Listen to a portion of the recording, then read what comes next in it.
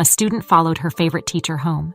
And when she saw what the teacher was doing with those children, she began to cry.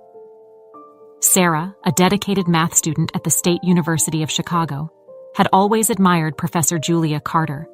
Julia was a middle-aged woman with a contagious smile and a clear passion for math. At the start of the school year, her classes were full of energy and inspiration, captivating all the students with her unique way of explaining complex concepts. But in recent weeks, something had changed.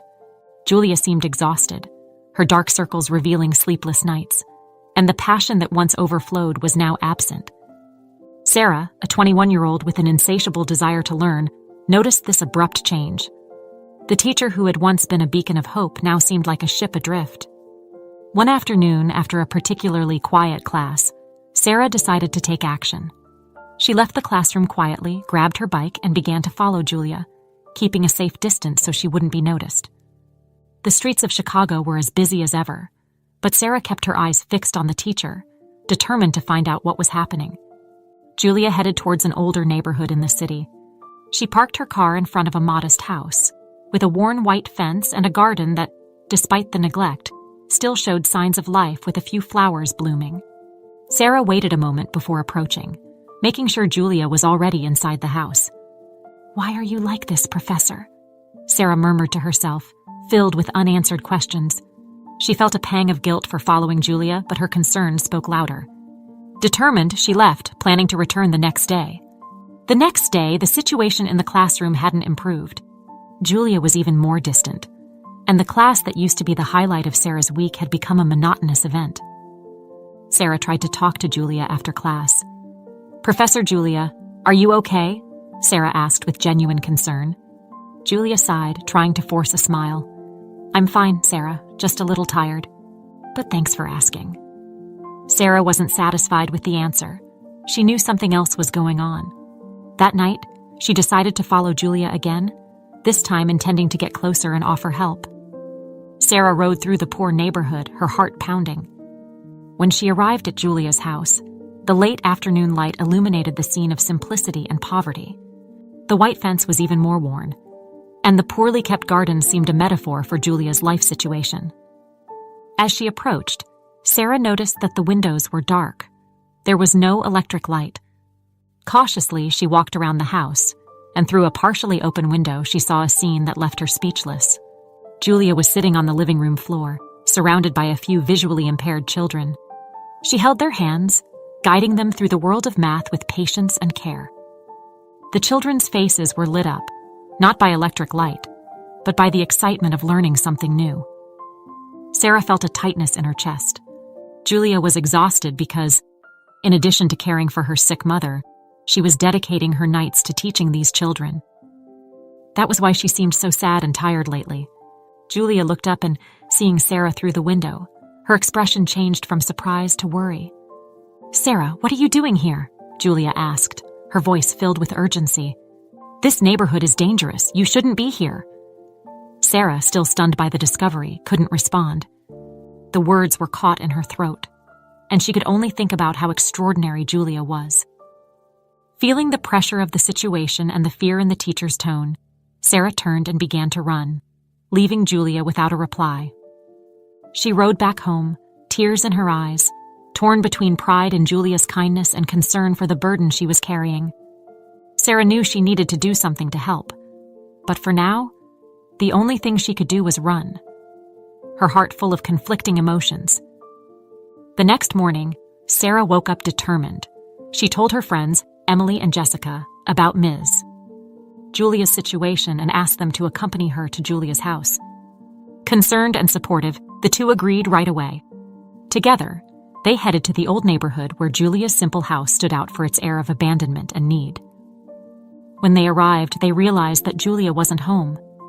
Sarah hesitated for a moment, but the front door was ajar. The three friends cautiously entered, calling for the teacher. There was no response. As they walked through the small living room, they heard a moan coming from a room in the back. Entering the room, they found an elderly woman lying on a simple bed, struggling to breathe. She seemed to be Julia's mother. Sarah's concern turned into swift action. Emily, who had experience as a hospital volunteer, checked the elderly woman's condition. She's really sick. We need help now, Emily said, pulling out her phone and calling her dad, who was a doctor. Dad, we're at my teacher's house. Her mother is very ill. We need an ambulance immediately, Emily explained, her voice full of urgency. A few minutes later, the ambulance arrived and the medical team took the elderly woman to the hospital. The three friends couldn't stay at the house.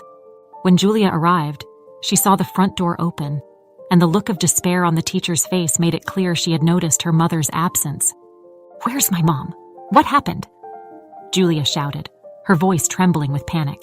A neighbor who had witnessed the event told her, "It looks like your mom was very sick, so she was taken away in an ambulance. She should be at the hospital now, getting the care she needs." Julia could barely believe what she was hearing. She ran off to get more information and went straight to the school. There, she found the principal, who was already informed about the situation. "Julia, please stay calm. Your mother is safe at the hospital. The students did what they thought was necessary to help," the principal said, trying to reassure the teacher. Julia, still stunned, quickly thanked her and headed to the hospital. When Julia arrived at the hospital, she found Sarah, Emily, and Jessica in the reception area. She couldn't hide the surprise and confusion on her face. "What are you doing here?" Julia asked, her voice trembling with worry and fatigue. Sarah stepped forward, her voice steady despite her nervousness. "Professor, we went to your house because we were worried. When we got there, we found your mother very sick. There was no choice but to call an ambulance."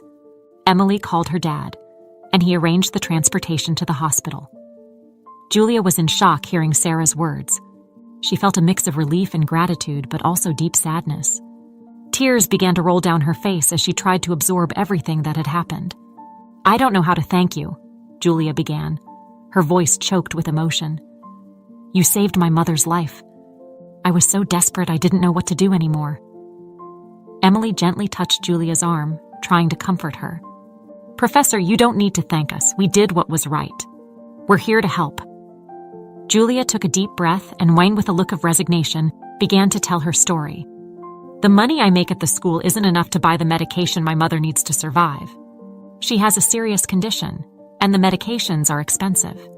Yesterday, we ran out of her medicine. I left home desperate, trying to find a way to get the money. You arrived just in time." Jessica, who had been listening attentively, asked, "Professor, is there anything we can do to help in the long term? We can't let you go through this alone." Julia looked at the three students, feeling incredibly touched by their compassion and determination. "I don't know what to say. Just the fact that you're here means so much to me." Sarah, determined to make a difference, suggested, "We can organize a fundraiser at school. Talk to the principal and the teachers. Involve the students. I'm sure everyone will be willing to help." Julia nodded, still struggling to maintain her composure. "You're amazing. I don't have words to express how much this means to me. But now, I need to see my mother. I'm going to the room where she's being treated." The students accompanied her to the treatment room door, where Julia stopped and looked at them with deep gratitude. "Thank you, really. You've done more for me and my mother than I can express."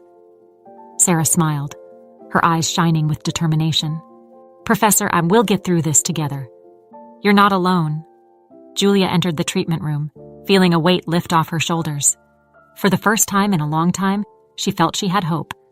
She knew the road ahead would still be difficult, but with her students' more help, she believed they could overcome any obstacle. While Julia was at her mother's bedside, Dr. Wilson and Emily's father entered the room with a serious yet comforting expression. He examined the elderly woman and turned to Julia, the students, and her mother. "Miss Julia, I have to be honest. If these young women hadn't acted quickly and brought your mother to the hospital, she might not have survived. Her condition was critical and we needed to act immediately." Julia felt a new wave of gratitude and emotion, looking at Sarah, Emily, and Jessica with tears in her eyes. "You saved her life. I don't have words to thank you enough. You are true angels." Sarah, trying to maintain her composure, said, "Ms. Julia, we want to help. We know you're going through a very tough time. Please, tell us more about your situation. Maybe we can find a way to help in the long term." Julia took a deep breath, realizing she finally had an audience willing to listen and help.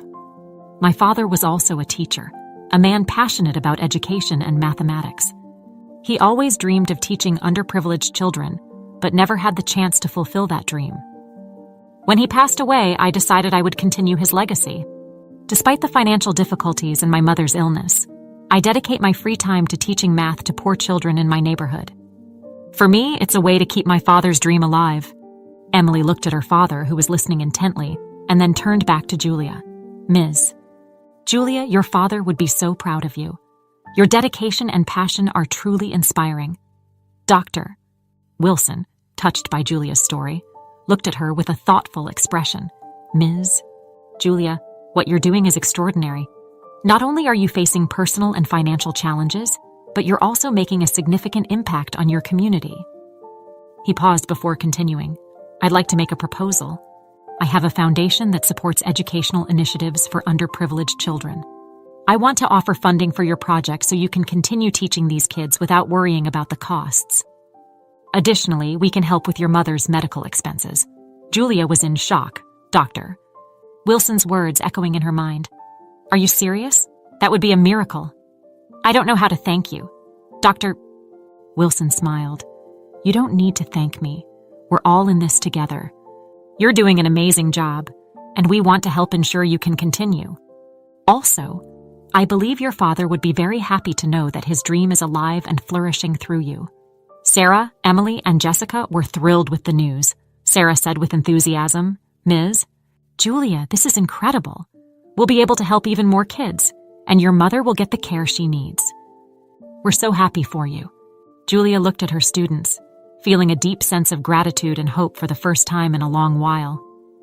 With everyone's help, she knew she could face the challenges ahead and continue to honor her father's legacy. And most importantly, she knew she wasn't alone on this journey. Impressed by Julia's dramatic life story, Dr. Wilson called a meeting with other doctors and philanthropists from the hospital. In an elegant conference room decorated with mahogany furniture and contemporary artwork, they discussed the possibility of helping Julia in a more significant way. After deliberating for several hours, they reached a decision that would change her life forever.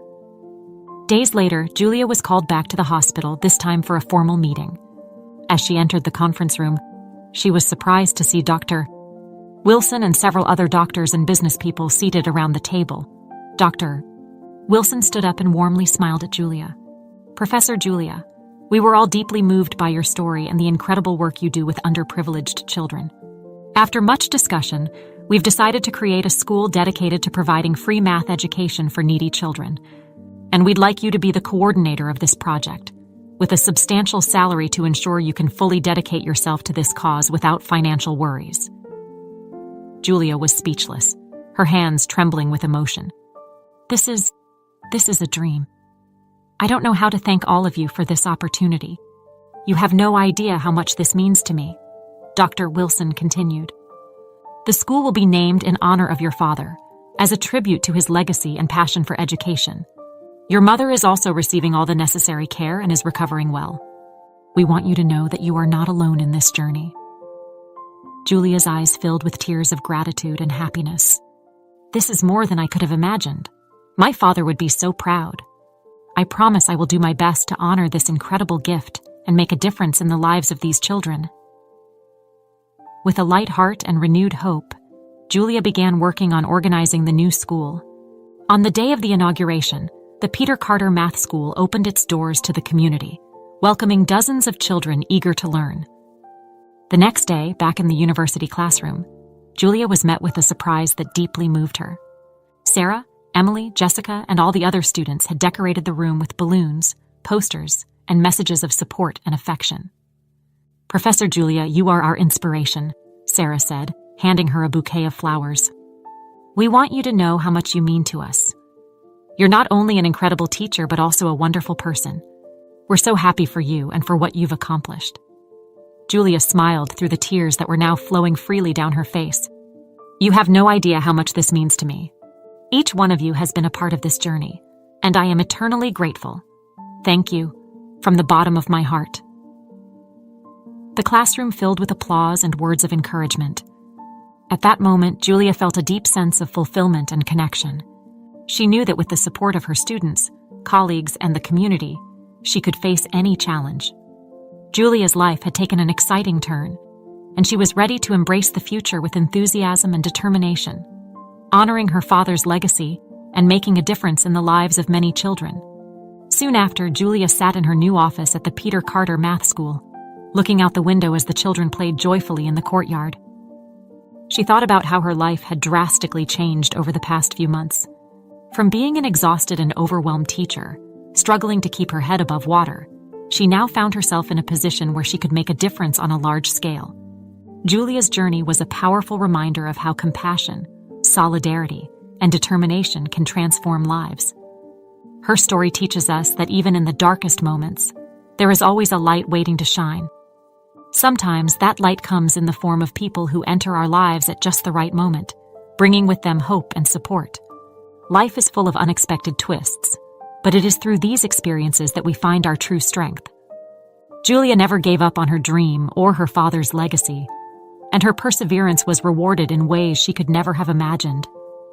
Thank you for following this emotional journey. If you enjoyed the story, don't forget to subscribe to the channel and give a like so you don't miss the next stories. Your participation means a lot to me. I hope you were inspired and moved as much as I was. Until the next story.